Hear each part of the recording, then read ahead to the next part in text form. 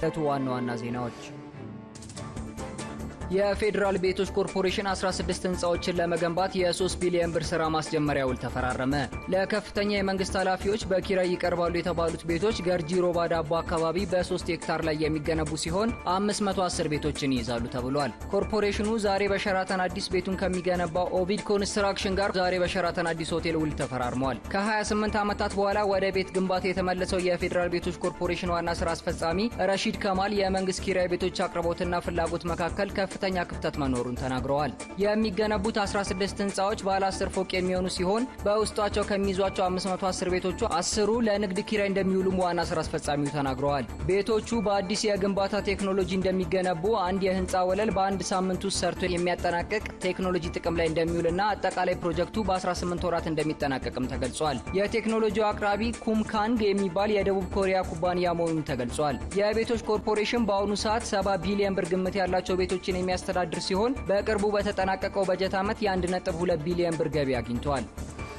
የኢትዮጵያ ዜጎች ለማህበራዊ ፍትህ ኢዜማ ከኢትዮጵያ ዲሞክራሲያዊ ፓርቲ ኢዴፓ ጋር የነበሩ አለመግባባቶች የፍርድ ቤትና የምርጫ ቦርድን ውሳኔ ተከትሎ መፈታታቸውን አስታወቀ። ፓርቲው ከተመሰረተ ጀምሮ የነበረውን ጉዞና የወደፊት አቅጣጫ አስመልክቶ ዛሬ በራስ ሆቴል መግለጫ ሰጥቷል። በመግለጫው ከኢዴፓ የቀድሞ አመራሮች ጋር የነበሩ በርካታ ውዝግቦችና የንብረት ይገባኛል ጥያቄዎች ምን ላይ እንደደረሱ ቃና ጥያቄ አቅርበዋል። የፓርቲው ምክትል መሪ አንዱዓለም አራጌ ጉዳዩ በብሔራዊ ምርጫ ቦርድና በፌዴራል ፍርድ ቤት በተወሰኑ ውሳኔዎች መሰረት ፓርቲያችን ባያምንበት እልባት አግኝቷል ብለዋል። አሁን ላይ ኢዴፓን ጨምሮ ከማንኛውም ፓርቲ ጋር በአገራዊ ጉዳዮች ላይ ተባብሮ ለመስራት ፍላጎት መኖሩንም ጠቁመዋል። የኢዜማ ሊቀመንበር የሺዋስ አሰፋ ስለ ጉዳዩ ሲያብራሩ ኢዜማ የሚጠቀምበትን ቢሮ በፍርድ ቤት ውሳኔ የፌደራል ቤቶች ኮርፖሬሽን ተረክቦ ለኢዴፓ እንዲተላለፍ አድርጓል ብለዋል። ፓርቲው በተጨማሪ የምርጫ ጉዳይን በተመለከተ ለማካሄድ አለመፈለግ በሚመስል መልኩ ዝም እየተባለ መሆኑ እንዳሳሰበውና በአንድ ዓመት ጊዜ ውስጥ እንዲካሄድ እንቅስቃሴዎች ቢጀመሩ እንደሚሻል ገልጿል። እንዲሁም በከተማው ላይ ስለተስተዋሉ ህገወጥ የመሬት ወረራዎች ፓርቲው ያዘጋጀው ጥናት በቀጣይ ሳምንት ይፋ እንደሚደረግ ጠቁሟል።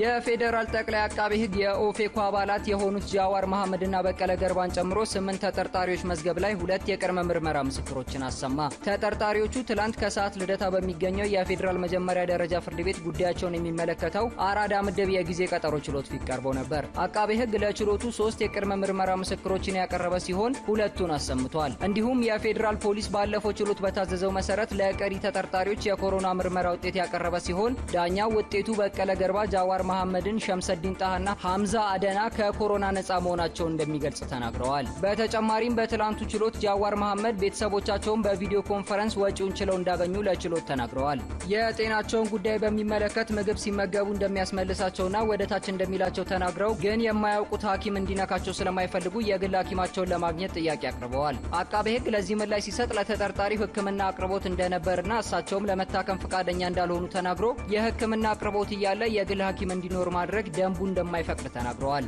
የፌደራል ፖሊስ ደግሞ ሕክምና በተመለከተ የተጠርጣሪው ጤንነት እንዲጠበቅ ስለምንፈልግ ደረጃውን የጠበቀ የፌደራል ሆስፒታል አለን፣ በዛ ቢታከሙ ኃላፊነት እንወስዳለን፣ ሌላ ቦታ ቢታከሙ ግን እኛን ያሰጋናል ብለዋል። በተጨማሪም የተጠርጣሪ ጠበቆች እስከ ትላንት ድረስ ካሜራ እንዳልተነሳና ደንበኞቻቸውን በሚስጥር ማግኘት እንዳልቻሉ ተናግረዋል። የፌደራል ፖሊስ ለጉዳዩ ምላሽ ሲሰጥ ካሜራ የተተከለው ቤተ መጻሕፍት ውስጥ እንደሆነና ምክንያቱ ደግሞ ከፍተኛ ዋጋ ያላቸውና ውድ መጽሐፎች ስላሉ እንደሆነ አስታውቋል። በሌላ ክፍል ውስጥ ግን እንዲገናኙ አድርገናል ብለዋል። በመጨረሻም ችሎቱ ተጠርጣሪ ጃዋር ከግል ሐኪማቸው ጋር እንዲገናኙ ጥብቅ ትዕዛዝ ሰጥቷል። በተጨማሪም ተጠርጣሪዎች ከጠበቆቻቸው ጋር ሚስጥራቸው በሚጠበቅ መልኩ ይገናኙ ሲል አዞ ቀሪ የቅድመ ምርመራ ምስክር ለመስማት መዝገቡን ለነሐሴ 18 ቀጥሯል።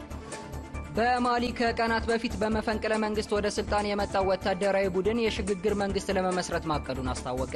የወታደራዊ ቡድኑ ቃል አቀባይ ኢስማኤል ዋጉ ትላንት ለፍራንስ 24 ቴሌቪዥን በሰጡት ቃለ መጠይቅ የሽግግር መንግስት እንደሚመሰረት መንግስቱም ወታደራዊ አሊያም ህዝባዊ ፕሬዝዳንት እንደሚኖረው ትላንት አስታውቋል። ወታደራዊ ቡድኑ ዘግቶት የነበረው የአየርና መሬት ድንበር መክፈቱንም አስታውቋል። ባለፈው ማክሰኞ ፕሬዝዳንት ቡባካር ኬታን በማንሳት ወደ ስልጣን የመጣው ቡድኑ የሽግግር መንግስት ለመመስረት ከሲቪል ማህበረሰብ ተቋሚ ፓርቲዎችና ከሌሎች አካላት ጋር ውይይት ማድረጉን ቃል አቀባዩ አስታውቀዋል። ቃል አቀባዩ የሽግግር መንግስት በአጭር ጊዜ ማሳካት የሚቻለው አማራጭ ነው ብለዋል። ቡድኑ ትላንት በማሊ ከሚገኙ የንግድ ማህበራትና ፖለቲካ ተቋማት ጋር ውይይት ያደረገ ሲሆን ወታደራዊ መፈንቅለ መንግስቱ መደረጉን መኮንናቸውን፣ ነገር ግን ከቡድኑ ጋር በመተባበር ሰላማዊ ሽግግር ለማድረግ እንደሚፈልጉ አስታውቀዋል። ፕሬዝዳንት ኬታ ከስልጣን እንዲወርዱ ሲጠይቅ የቆየው ሰኔ 5 ንቅናቄ የተባለው የተቃዋሚዎች ጥምረቱ ለወታደራዊ ቡድኑ ድጋፉን ሰጥቷል። ወታደራዊ ቡድኑ የሽግግር የሽግግር መንግስት እቅዱን ያስታወቀው የምዕራብ አፍሪካ ሀገራት የኢኮኖሚ ኮሚሽን ኢኮዋስ በማሊ ህገ መንግስታዊ ስርዓት በፍጥነት መመለሱን ለማረጋገጥ ልዑክ ወደ ሀገሯ እንደሚልክ ካስታወቀ በኋላ ነው።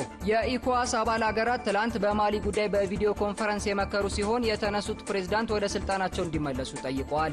ወታደራዊ ቡድኑ ፕሬዝዳንቱን እንዲሁም ጠቅላይ ሚኒስትር ቦቦ ሲሴን፣ የመከላከያ ሚኒስትር ኢብራሂም ዳሂሩ ደንቤሌ፣ የደህንነት ሚኒስቴሩ ሜብምባ ሙሳ ኬታንና ሌሎች ባለስልጣናትና የጦር አመራሮችን በቁጥጥር ስር መዋሉ ይታወሳል። የአፍሪካ ህብረት፣ የአውሮፓ ህብረት፣ የጸጥታው ምክር ቤትና አሜሪካ እርምጃውን ኮንነው መሪዎቹ በፍጥነት እንዲፈቱ ጠይቀዋል። በማሊ መፈንቅለ መንግስት ሲፈጸም በ8 ዓመት ጊዜ ውስጥ የአሁኑ ሁለተኛ ነው። የማሊ የኢኮኖሚ ቀውስ፣ ሙስናና የሽምቅ ውጊያ በ75 ዓመቱ ፕሬዝዳንት ኬታ ላይ ለወራት የቆየ ተቃውሞ ሲያስነሳ ቆይቷል።